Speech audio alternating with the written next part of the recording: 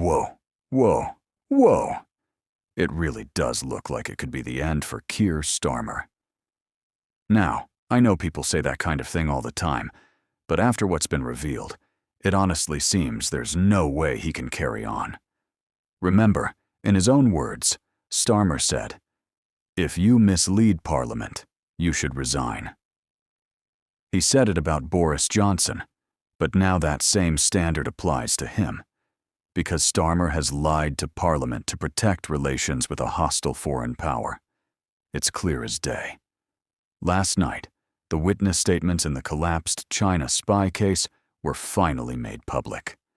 And what they reveal completely blows apart the government's story. So, we're going to break this down for you, like you're 5 years old, just so everyone can understand exactly what's going on here. Let's start with this. By Starmer's own standard, he should be preparing to resign. He told Boris Johnson to quit for misleading Parliament, and now he's been caught doing exactly that. Yesterday, those 3 witness statements were released, and they completely contradict what Starmer has been saying for the past 2 weeks, and even what he said yesterday at Prime Minister's questions. Here's the key point people need to understand. When questioned in Parliament, Starmer was asked whether the Deputy National Security Advisor had acted entirely on his own, with no political interference, in compiling the evidence sent to the Crown Prosecution Service. Starmer said yes. That answer raised eyebrows immediately. Why? Because it's almost impossible to believe the Deputy National Security Advisor wouldn't have spoken to his superiors or the Home Office about evidence in a national security case. Then the files were published, and that's where it all fell apart. The first statement, written under the Conservative government, made no mention of government policy. But the second statement, produced under Labour in February 2020, suddenly included a new paragraph. It is important to emphasize that the UK government is committed to pursuing a positive relationship with China. Then the third statement not only repeated that line, it also added a direct reference to the Labour Party manifesto.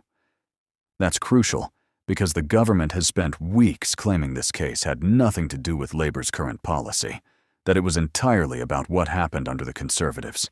If that were true, there would be absolutely no reason to include Labour policy or its manifesto in those statements.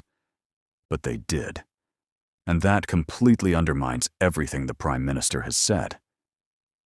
So, are we really meant to believe the Deputy National Security Advisor just decided, all on his own, to insert Labour Party talking points into a national security document? It makes no sense, and it calls everything Starmer said in the House of Commons into question.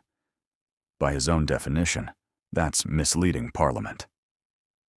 Now, let's look at what others are saying. Ben Knockers and others have already pointed out that Starmer's excuses look even weaker now. The evidence shows his government watered down criticism of China and quoted the Labour manifesto, despite Starmer claiming there was no political input. It absolutely stinks.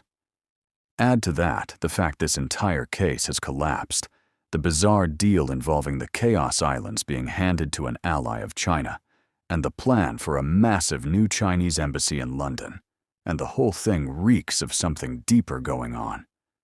Here's the picture. 2 men were accused of spying on MPs for China, a major national security threat. An investigation was launched, but somehow, the case mysteriously collapsed. The Crown Prosecution Service said they spent months asking the government for evidence, but never got it. So the case fell apart. 2 alleged spies walked free. Now there are only 2 explanations. Either Starmer and his ministers didn't know what was happening, which is staggering incompetence, or they did know and tried to cover it up. The Prime Minister has claimed these men couldn't be prosecuted because China wasn't officially designated as a threat at the time. But that's not true. And former top officials, including ex-heads of MI6 and the civil service, have publicly contradicted him. China was a threat. Everyone knew it. the prosecution could and should have gone ahead. And then there's more. Reports say the Chinese ambassador tried to strike a deal, dropping sanctions against MPs and offering £1 billion in compensation over steel disputes in exchange for being allowed back into Parliament. Meanwhile, Labour has just approved plans for a giant new Chinese super embassy in London, the largest in Europe. Add that to the diplomatic giveaways and the collapse of the spy case, and it's clear. This government is soft on China. They keep changing their story. They're compromising national security, and Starmer looks either clueless or complicit. At this point, he's trapped. If he didn't know what was going on, it proves he's a weak leader. If he did, then he's part of a cover-up. Either way, he's finished. And honestly, you could see it in his face at Prime Minister's questions. He looked rattled, defensive, panicked. Somewhere in Downing Street right now, there's chaos. 20 pence, 50 pence time, as they say. This is a serious national scandal, and it could spell the end of Keir Starmer's premiership. Let me know what you think about all of this in the comments below. Don't forget to hit the like button, subscribe for more updates, and we'll be back very soon. Take care and peace.